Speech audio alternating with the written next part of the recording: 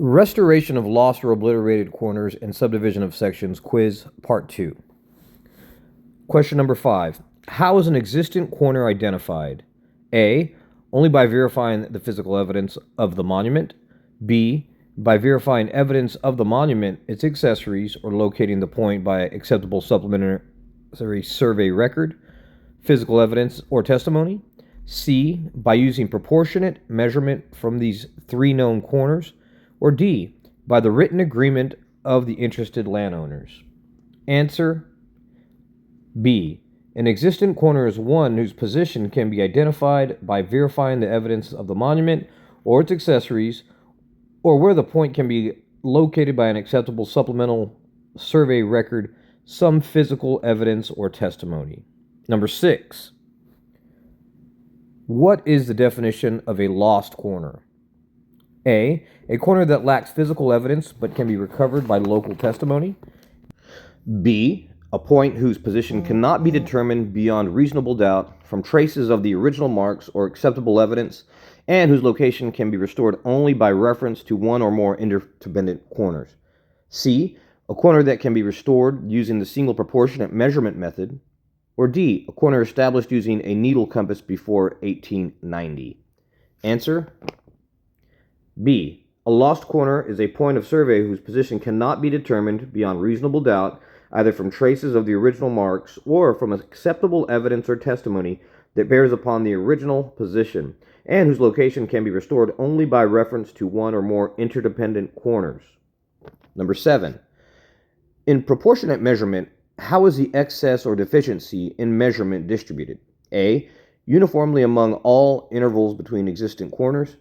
B. Allocated entirely to the shortest interval. C. Distributed in proportion to the record lengths of the intervals.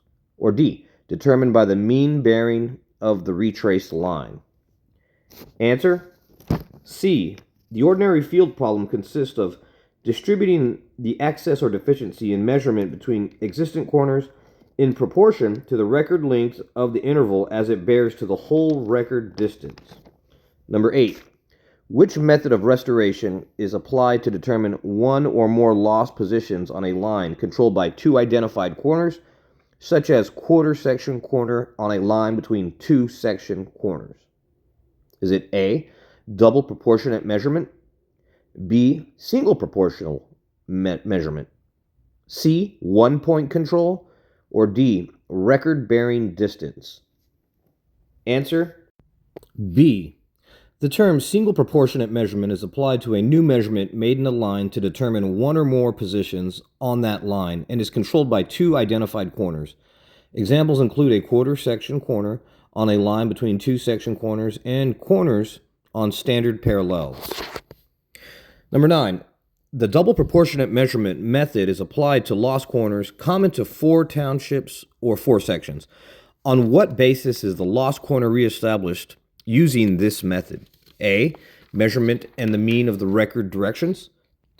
B, measurement only, disregarding the record directions. C, record directions only, disregarding measurement discrepancies. Or D, collateral evidence and testimony only. Answer B. By double proportionate measurement, the lost corner is reestablished on the basis of measurement only, disregarding the record directions. Number 10. In applying the principle of precedence of control, which line takes precedence over other township exteriors? A, subdivisional lines. B, section lines. C, standard parallels. Or D, closing lines?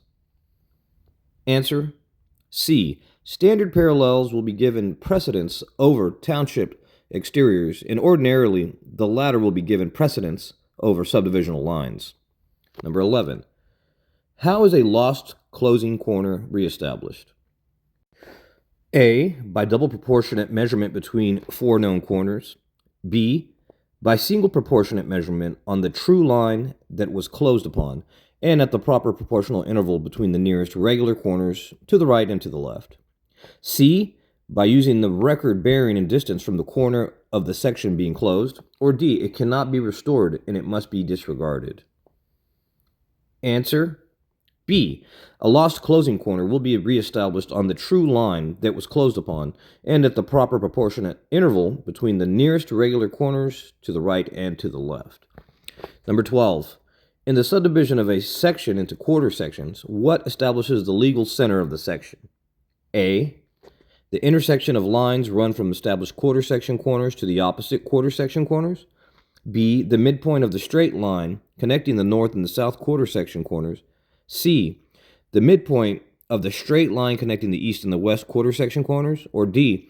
The point determined by double proportionate measurement from the four section corners. Answer A. To subdivide a section into quarter sections, run straight lines from the established quarter section corners to the opposite quarter section corners. The point of intersection of the lines thus run will be the corner common to the several quarter sections or the legal center of the section. Number 13. For the subdivision of a fractional section where opposite corresponding quarter section corners cannot be fixed, the subdivision lines are run to what boundary? A. The line parallel to the principal meridian. B. The mean course between the two established quarter section corners. C. The watercourse, reservation line, or other boundary of such fractional section represented upon the official plat. Or D. The nearest township line. Answer C. Where opposite corresponding quarter section corners have not been or cannot be fixed, the subdivision of section lines shall be ascertained by running from the established corners north, south, east, or west, as the case may be, to the watercourse, reservation line, or the boundary of such fractional section represented upon the official plat.